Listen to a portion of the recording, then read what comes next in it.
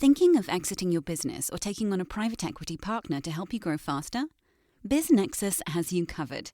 Tap into our network of thousands of best-fit investors, acquirers, and proven M&A advisors, and we'll help you begin the relationship confidentially on your terms, your timeline. Learn more at biznexus.com.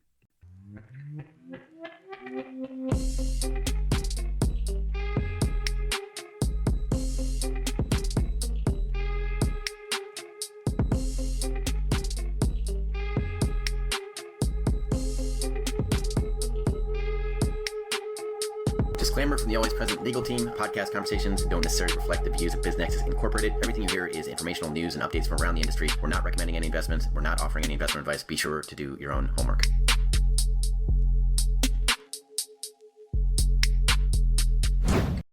All right, welcome back, everyone, to the Deep Dive. Good to be here.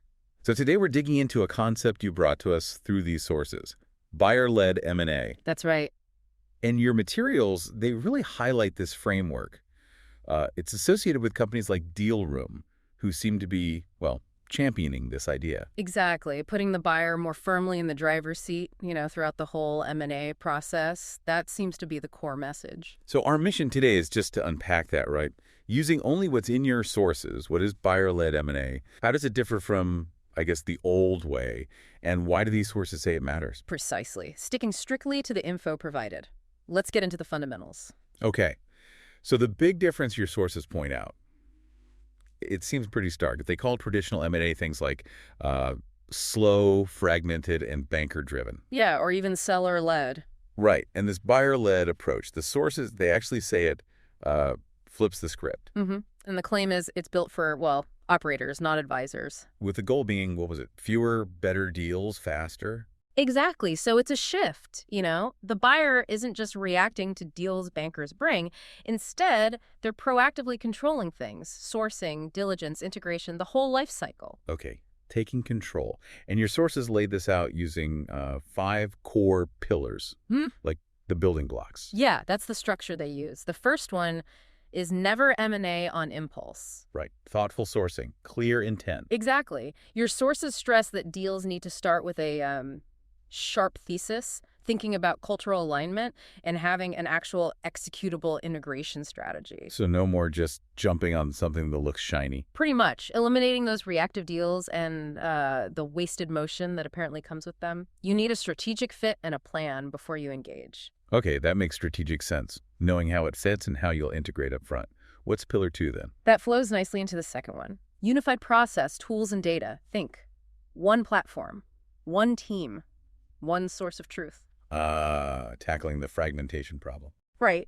Your materials suggest traditional M&A gets bogged down with, different spreadsheets, email chains, data all over the place. Yeah, sounds messy.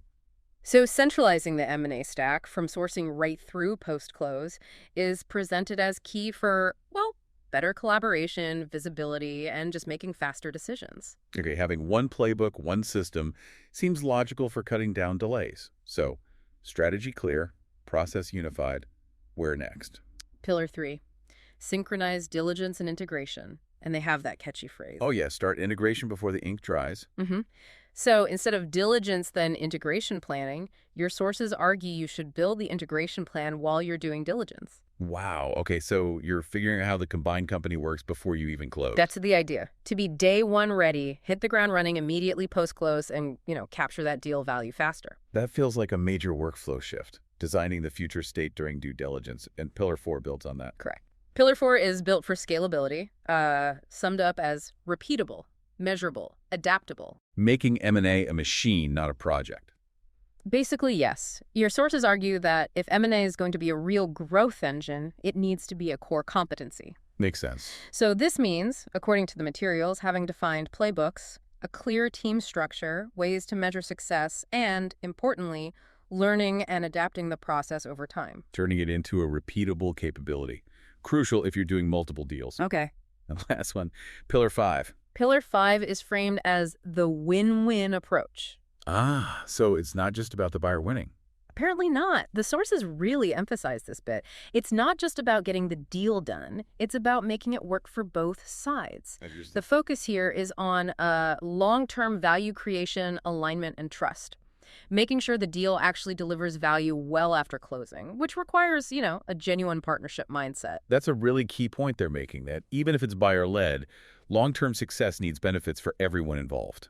Precisely. And the overall wrap-up from your sources is that this whole buyer-led M&A framework is how modern teams move faster, close smarter, and build long-term value. It's presented as this cohesive system. So looking back at everything you shared in these sources, understanding this buyer-led framework definitely offers a new perspective, doesn't it? A move from maybe reactive deal-making to something much more proactive, integrated, and, strategic, driven by the buyer. Yeah, it paints a clear picture of that shift. And, thinking about that final pillar, the one emphasizing the win-win approach, it does make you wonder, based purely on these sources, Yeah. Well, does calling it buyer-led, which inherently sounds like it shifts the power balance, does that framing actually require an even deeper, maybe more sophisticated partnership approach to truly achieve that long-term win-win success the sources themselves are advocating for?